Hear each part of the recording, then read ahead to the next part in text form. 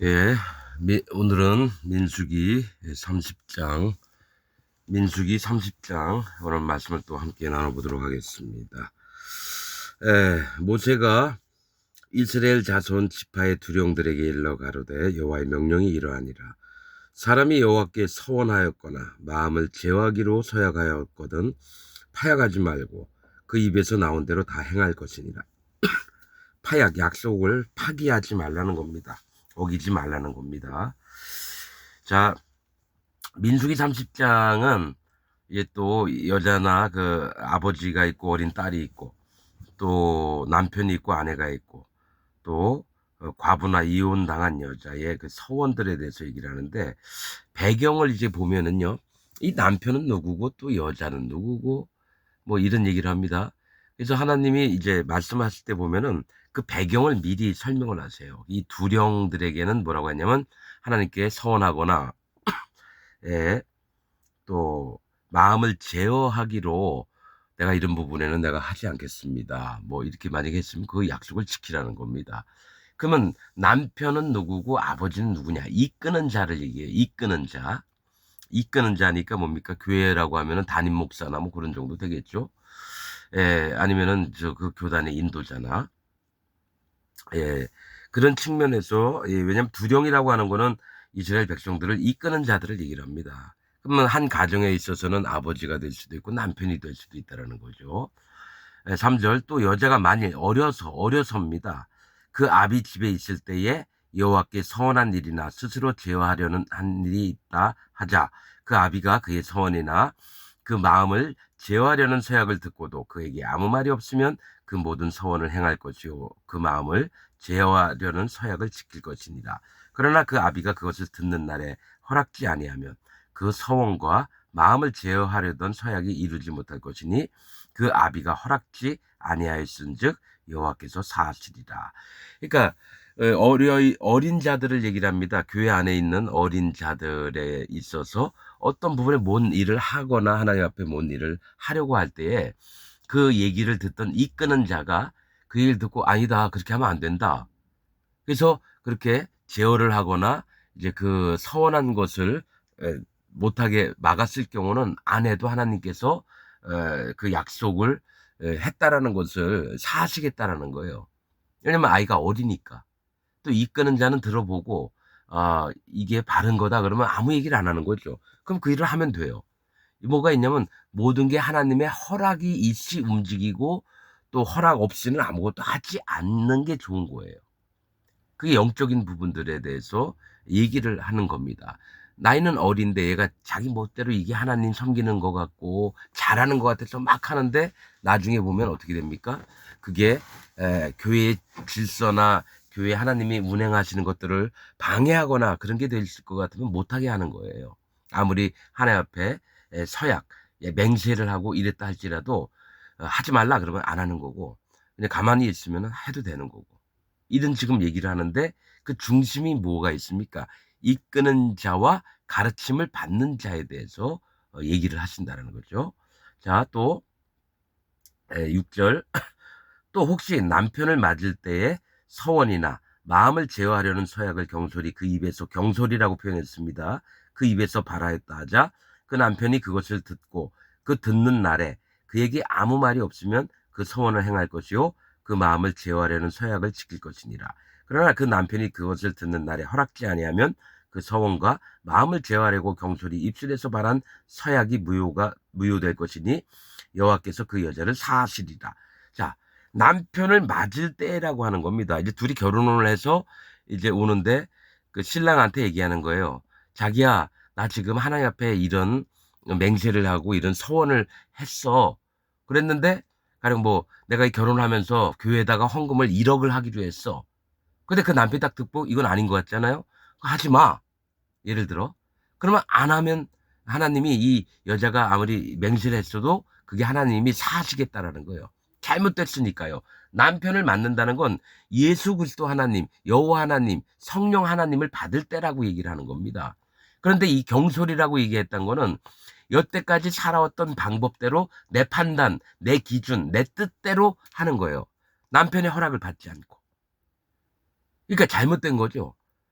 믿음의 법칙은 믿음의 법을 쫓아야 되는 거고 하나님의 진리의 말씀은 진리의 말씀대로 이루어져야 되는데 여기다 뭘 섞거나 더하거나 자기 의지가 들어갔을 때는 절대로 하나님의 이끌림을 당해서 이끌게 하는 자들, 즉 인도자들을 얘기를 하는 겁니다. 그럼 하지 마. 그러면은 밑에 있는 뭡니까? 자기 아내 여자, 자기 신부가 될 여자들은 어떻게 합니까? 하나님의 명령인 줄 알고 딱 멈추는 겁니다, 여러분. 실제로 하나님이 이게 전체적으로 보면 하나님 앞에 하는 것들을 보면 네가 나에게 이끌림을 받느냐 아니면 이끌림을 안 받느냐 이 얘기를 하는 거고 또 내가 아무리 옳다라고 주장했던 거 이거는 하나님 앞에 바른 거다라고 했던 것도 아니다라 그러면 싹 끊어버려야 되는 거죠. 그게 하나님 앞에 바른 믿음의 자세입니다. 자기를 낮추고 하나님의 뜻을 구하며 하나님의 명령을 듣고 따라가는 삶을 얘기합니다. 9절 과부나 이혼당한 여자의 서원이나 무릇 그 마음을 제어하려는 서약은 지킬 것이라. 남편이 없어요. 즉 내 주인이 없는 거예요. 그런 과부나 이혼을 당한 여자는 사실은 뭡니까? 사실은 과부나 고아를 돌보라 그러셨거든요. 그렇듯이 하나님 앞에 홀로 된 자들은 하나님이 그들이 뭘 하려고 하면 받으신다라는 거예요. 왜냐 이미 마음이 깨어져 있거든요. 남편이 없다라는 건 뭡니까? 하나님 앞에 도움을 구하는 자세를 얘기합니다. 나는 다른 남편 없어요. 내 남편은 오직 여호와 하나님밖에 없습니다. 이런 마음의 여자와 또 남편에게 버림을 당했다라는 거예요. 믿고 따라갔는데 뭡니까? 이혼을 당했다는 건 뭡니까? 버려진 거를 얘기를 하는 거예요. 버림을 당한 마음을 가지고 있는 자들의 홀로 된 자들의 마음은 여호와 하나님께서 받으시겠다. 그래서 그가 무슨 서원을 하면 그래 해라. 이렇게 받아주신다라는 얘기입니다, 여러분. 10절 부녀가 혹시 그 남편의 집에 있어 서원을 하였다든지 마음을 제어하려고 서약을 하였다가 아까는 뭡니까? 남편을 맞을 때라고 이렇게 표현하셨는데 이제 맞았어요. 그 다음에 가정생활을 하면서 부부생활을 하면서 있을 때를 얘기합니다. 남편의 집에 있어서 서원을 하였다든지 마음을 제어하려고 서약을 하였다 하자 그 남편이 그것을 듣고도 아무 말이 없고 그 마음이 없으면 그 서원은 무릇 행할 것이요 그 마음을 제어하려는 서약은 무릇 지킬 것이니라. 그러나 그 남편이 그것을 듣는 날에 무효케 하면 그 서원과 마음을 제어하려던 일에 대하여 입술에 낸 것을 무엇이든지 이루지 못하나니 그 남편이 그것을 무효케 하였은즉 여호와께서 그 부녀를 사하시느니라. 여러분 이게 남편의 집에 거한다는 건 뭡니까? 믿음의 세계 안에 들어왔다라는 거예요. 하나님의 세계 안에 들어와서 그 남편에 있을 때에 이 서약을 하는 거예요. 여보 오늘 나 하나님 앞에 이러이러한 서약을 했어. 맹세를 했어. 그럼 뭡니까? 뭘 하겠다라는 거거든. 근데 남편이 그것을 딱 듣고 이거는 지금 믿음의 생활에 합하지 않은 것 같고 자기 열심으로 하는 것 같고 자기 뜻을 더 강조하는 것 같고 교만해질 것 같으면 하지 말아라. 그럼 아내도 하나님이 그 남편과 즉 인도자 이끄는 자와 또 그 따라가는 아내 된 자는 어떻게 합니까? 사신데요. 그가 서약을 했든지 말든지 남편의 이끄는 자의 음성을 그러니까 여호와 하나님의 음성을 들을 줄 아는 귀가 있는 거죠.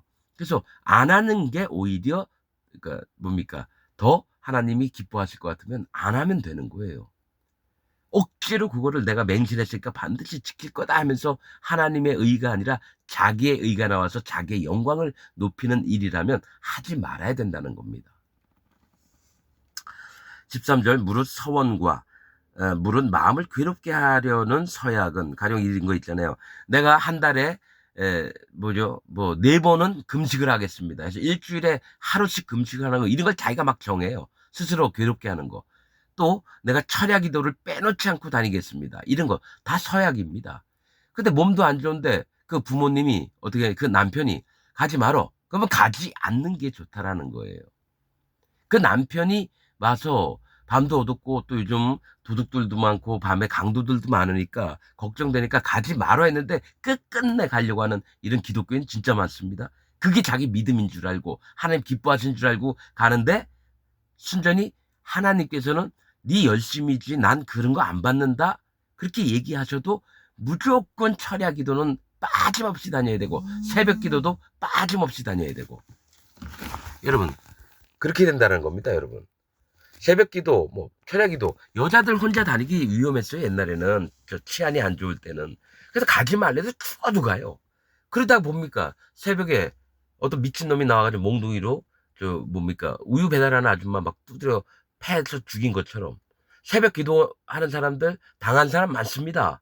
새벽에 뭐 갔다가 껌껌할 때 다시 집에 오는데 가는 중에 여러분 이상한 일 겪은 경 진짜 많습니다. 여러분 그러니까 뭐냐면 하나님이 기뻐하시는 것은 주관자의 뜻을 따르기를 원한다. 즉 하나님이 계신 것과 그를 이끄는 자가 누구인지를 마음으로 좀 청종하면서 살길 원하는데 사람마다 자기 존심이 있는지 내가 하나님 앞에 서약한 것은 꼭 지켜야 돼.